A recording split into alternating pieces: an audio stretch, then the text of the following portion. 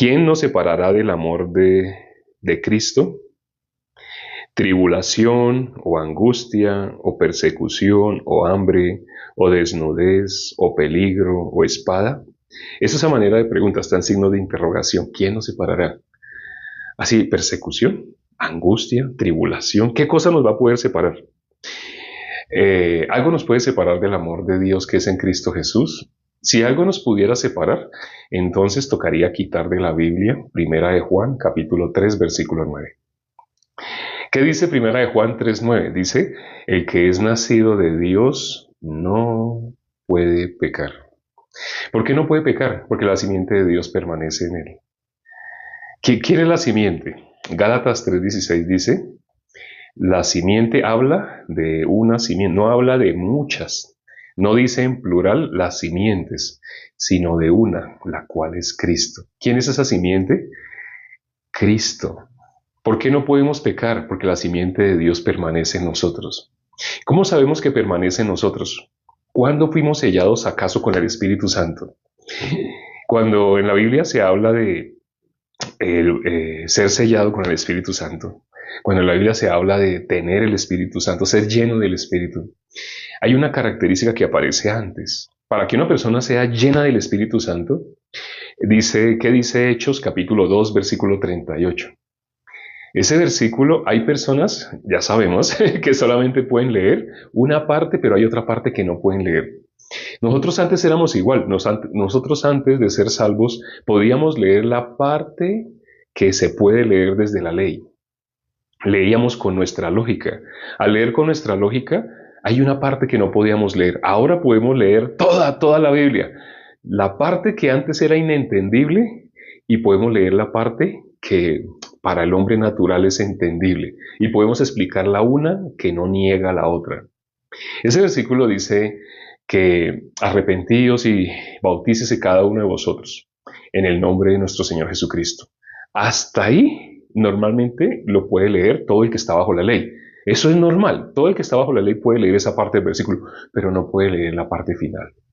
¿Qué dice la parte final? La parte final de ese versículo dice, para perdón de tus pecados. Y recibiréis el don del Espíritu Santo. Esa última parte, ¿por qué es tan importante y por qué solo se puede leer espiritualmente? Porque tiene una frase que irrita a los endemoniados. La persona que todavía es hijo del diablo, la persona que sea líder, sea pastor, cante todo en su casa, coloca el equipo de sonido con música que se conoce como música cristiana y todo el mundo lo llama cristiano. Ay, es que él es pastor de una congregación cristiana. Él es líder de una congregación cristiana. Pero es pecador. Si es pecador, ¿de quién es hijo? Los pecadores, una pregunta, los pecadores, bíblicamente, ¿los pecadores de quién son hijos? Pregunta, iniciamos con una pregunta. ¿Los pecadores de quién son hijos? ¿De quién es hijo una persona que dice que es pecadora? Según la Biblia, según la Biblia. Mira respuesta, de Satanás, son del diablo, de Satanás, del diablo, son del diablo.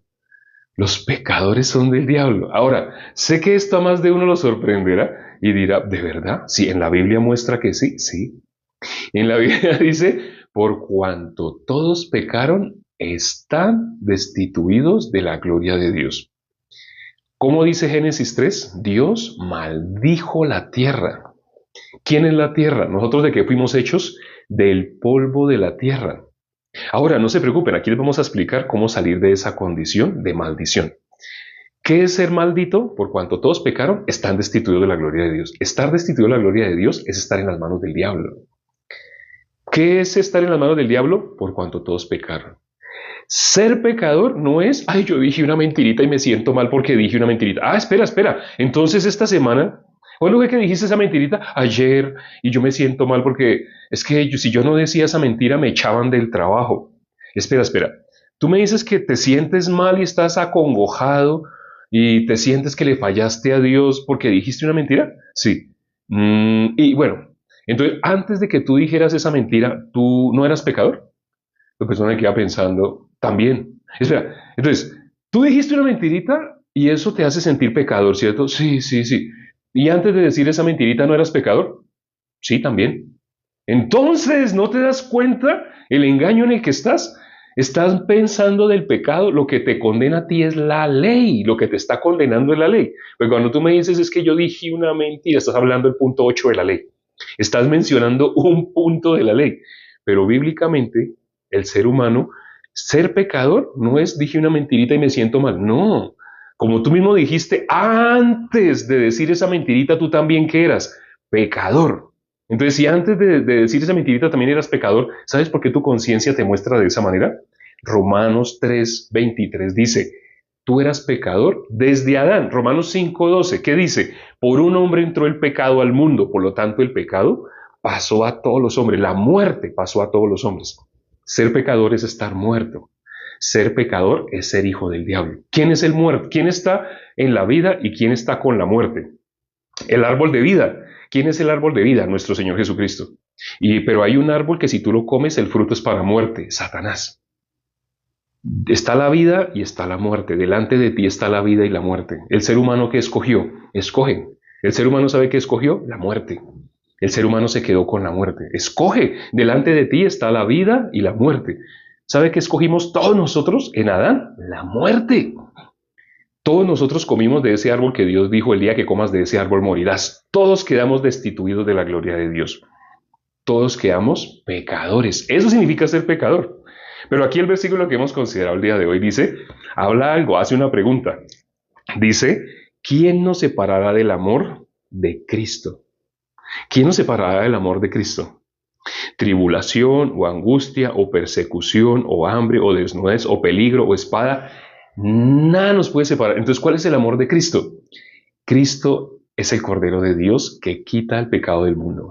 Juan el Bautista señaló a Jesús y dijo, he aquí el Cordero de Dios que quita el pecado del mundo. ¿A que esto lo habías escuchado pero no sabías que era Cristo?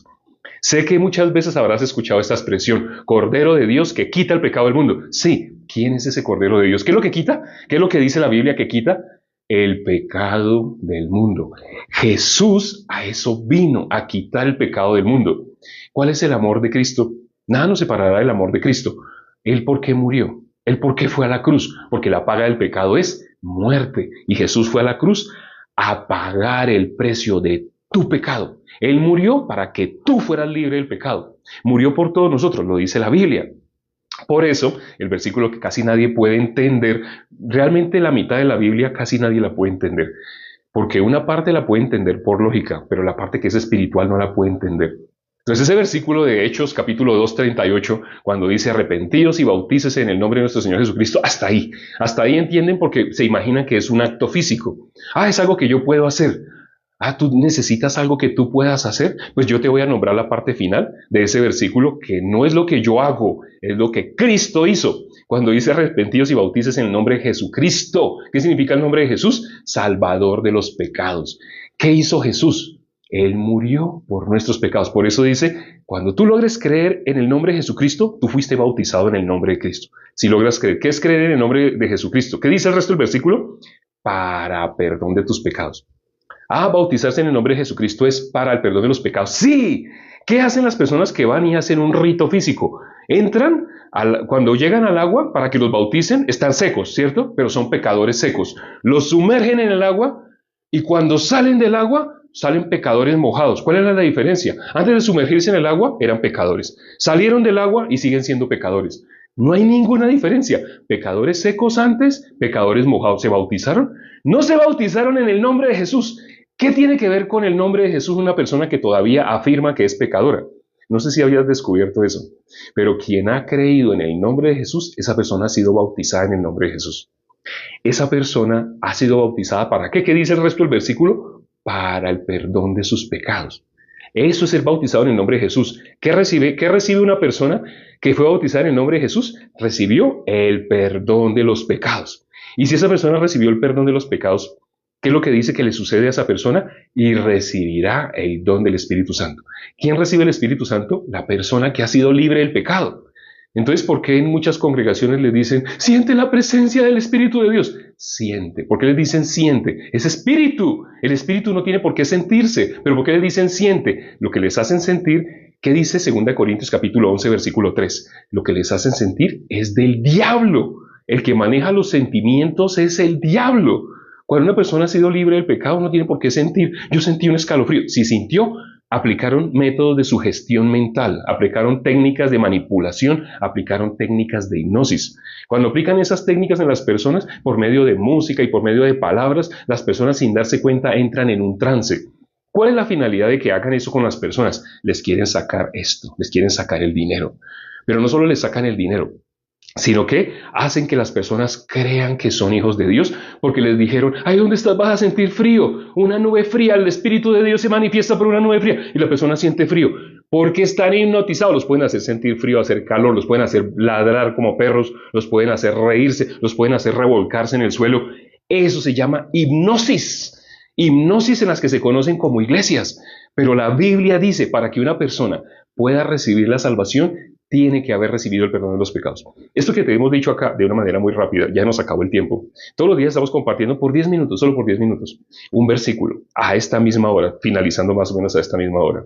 Pero todos los días, si tú escuchas y escuchas la fe como viene por el oír, tú has escuchado muchas cosas religiosas, pero no te han hablado la parte espiritual. Aquí llegaste al lugar donde te vamos a hablar lo que es del Espíritu. Vamos a orar ya para terminar. Padre, gracias por este tiempo que nos permites para considerar tu palabra. Analizando un versículo, todos los días, mirando un versículo, podemos ver lo que tú hiciste por nosotros. Eso que tú hiciste de enviar a tu Hijo a morir por nosotros, nos hizo libres del pecado. Las personas no saben para qué murió Jesús, no saben. Permite, Padre, que las personas que se conectaron el día de hoy sigan escuchando. La única forma de que reciba una persona la salvación es por el oír. En mi caso fueron 7 meses escuchando a alguien que era justo, alguien que ya no era pecador, que había salido de la condenación del pecado, una persona que ya no podía ser separada del amor de Cristo. Nada nos puede separar una vez que hemos atravesado esa barrera de ser pecadores a ser justos. El que es justo ya no puede volver a ser pecador. Lo dice la palabra, el que es nacido de Dios no puede pecar. Esto es inentendible para las personas que solo viven en su lógica. Permite que las personas se den el tiempo de escuchar y escuchar y escuchar la predicación de un justo para que puedan recibir la salvación. Te lo pedimos y hemos orado en el nombre de nuestro Señor Jesucristo. Amén. Gracias a Dios por la palabra del día de hoy. Todos los días, así por 10 minuticos estamos considerando un versículo. Ya son las 16. Empezamos siempre a la hora en punto. Nos vemos mañana, nuestra cita todos los días. El pan de cada día, aquí lo vas a recibir. Nos vemos. Chao.